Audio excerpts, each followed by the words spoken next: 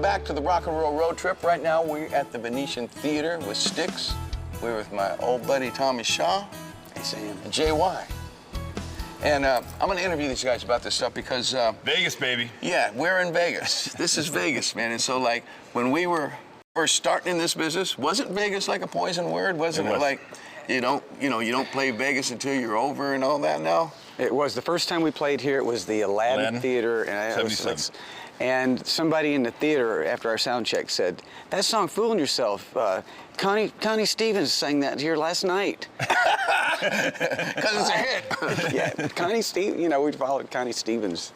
No, but it's so amazing. It's like how much it's changed that now this is where everybody plays. It's like, all the residencies. But I've never done a residency. What do you think? You guys been on the road your whole lives. We have.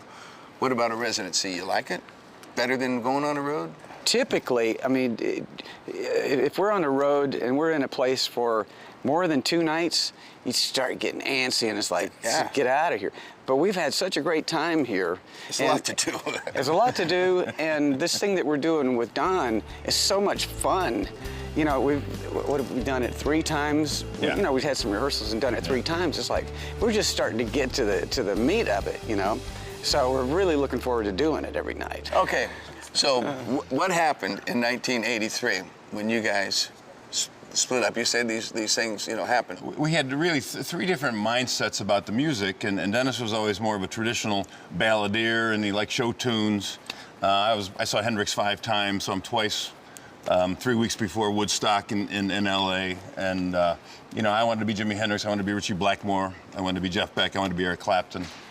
And so he and I, and Tommy came in sort of after the 5th album, and Tommy had the rock thing to him, but he also had he had an R&B side to him, and he can play almost any acoustic stringed instrument. So we're coming from all different directions as each other, but we just really had a problem with the direction of the album that year from Tommy's and my perspective, and it just. It was just like we were fed up with each other. Well, how'd you get back together? Because that's a trip. Usually when a band breaks up, people go their separate ways.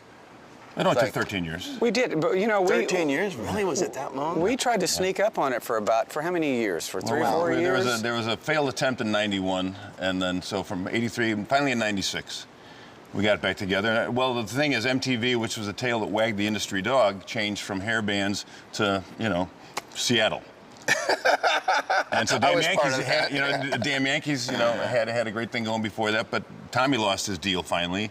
Dennis lost his deal. I made solo records, but I financed them myself. And we were putting out a new greatest hits album, and Lady was our first big hit.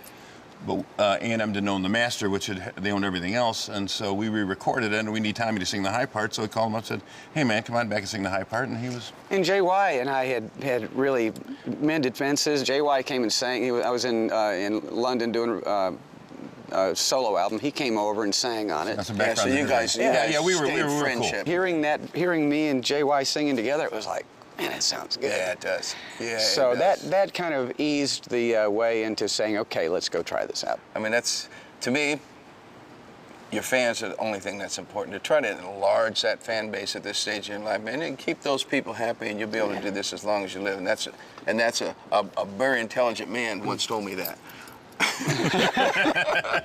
Thanks, you guys, man. Awesome. Pleasure. All I can say is, God, these guys are the same guys I met like 30 years ago.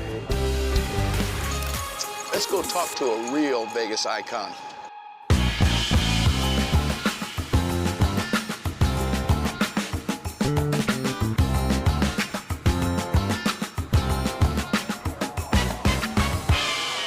And the man himself, the guy that invented, you invented Las Vegas in a way. Yeah, Wayne Newton did. He's the old Mr. Las Vegas. I see him once in a while, like in grocery stores. Like, what the? Yeah, Steve works for you, right? Yes. Anyway, Mr. Carrot Top. So you don't look like a formal guy to me, so I don't have to call you Mr. Top. No, you do not. I just call you the Carrot. Red Rocker and the Red Topper. This is the Hooters job application right there.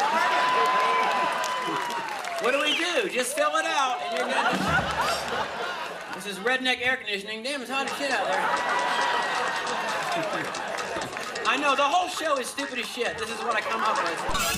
Where do they get these ideas? Because it's wacky shit. So I mean, like, yeah, every day. How do they come to you? Like, are you sleeping? You having sex? Sitting on the toilet? Yeah. Probably anything. Honestly, just like a song, probably. You're just driving the car. You're like, ooh, there's a good idea, and then you go and you kind of think of it and write it out and make it. Some jokes, there's no props. Some jokes have props. You know, so it's an evolution of a little mixture of everything. Have you ever?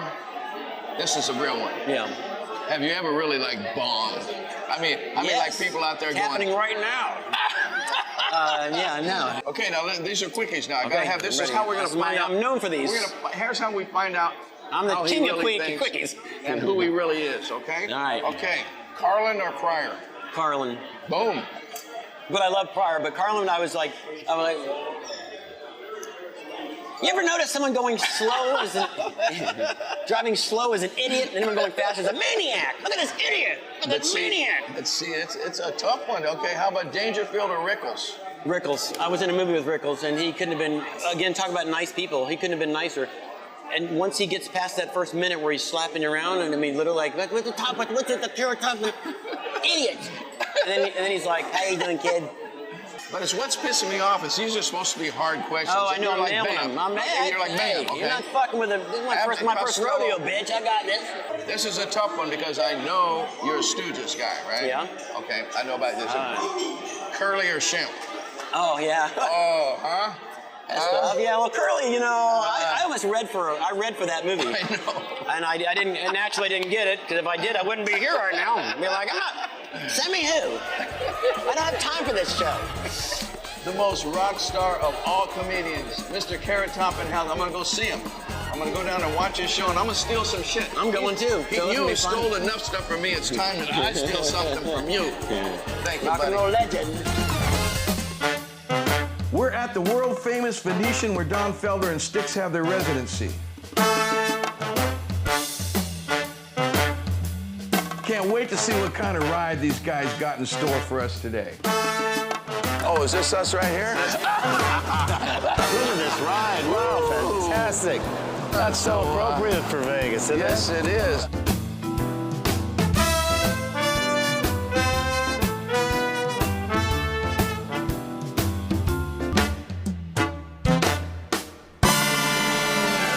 We're here in Las Vegas at the Venetian with my newfound old buddy, Mr. Don Felder. Don, how are you? Brother? Good. So, you guys are doing a residency here, right? Yeah, we're doing a thing with Styx here. We just kind of been friends and worked together for years, and decided to do that in the showroom here. It's a beautiful showroom, and it's such a rocking show. The music just blends together between Eagles hits and Styx hits. The guys are some of the nicest guys and the best singers in the business, so we're just having a blast. Yeah, the hit list on this show is pretty strong, Yeah, I would say. 2 hours of hits. Don, let's take a drive. Let's go. Look at this thing. Ay, ay, ay. Boy, what a pimped out ride. Oh, Lord have mercy. See you guys later. Bye. Bye. Oh, look at you. You knew what you were doing here. You must have a residency here or something. Yeah, so we're going to go out here to the Broadway, the main drag, and make a left. God, this thing is such a boat. Man, it's a boat. So when you're playing here, so what do? You walk around town in the morning, you get to look around, Yeah. I mean, the whole thing is, you know, it's really convenient to have your suite upstairs, go down to a sound check, go back up to your suite, go down to a show, go back upstairs. But then you want to get out of the hotel lounge. You know why Elvis went crazy being locked in the hotel room. There's a new thing over there that's opened it up. What's it called? It's a new bar called... called the Cabo Wabo? Yeah, it's called the Cabo Wabo. Yeah, I went there and had some fabulous tequila. Oh, Lord. I gotta say, that was so brilliant, that whole thing that you did. Marketing that whole Cabo Wabo and the tequila brand and everything. You and Buffett, like, must be thinking along the same line. Not Warren Buffett, Jimmy Buffett. Okay, so why can't the Eagles have a reunion? See, I'm a businessman now. Now my wallet's talking. It seems like it's inevitable. Do you think ever? You know, Don Henley has said there is no Eagles without Glenn Frey. And I have to kind of respect that he really seriously feels that way. But the people, this is about the people, you know. I got it. It's like everybody's capable. They could still be a great band. Yeah. They could still play those great songs for everyone. Yeah, I'd love to do it. I just love playing with those guys. We made great music together, and It seemed like it'd be so easy as as an adult. Yeah. You know. Yeah. Yeah, I don't think there's any, hard feelings there or anything left on my part. I let go of that 15 years ago when I wrote my book. I just went, okay, I'm not going to carry this with me. I'll reach out numerous times, which I have to everybody in the band, including When you Glenn. were in the band, it was the best version of the band. I mean, not because I'm prejudiced or anything, because I'm sitting there with you. I mean, that was the best music. That was the best times. Those were the best live shows, the best musicianship. Yeah. It was like really, Yeah. man, I mean, it's always been a great band. Yeah. You know? But, man, your era was, who's going to argue with that? And Felder are doing, hey, yo, what's up, baby? Yeah, what's up, baby? Hey.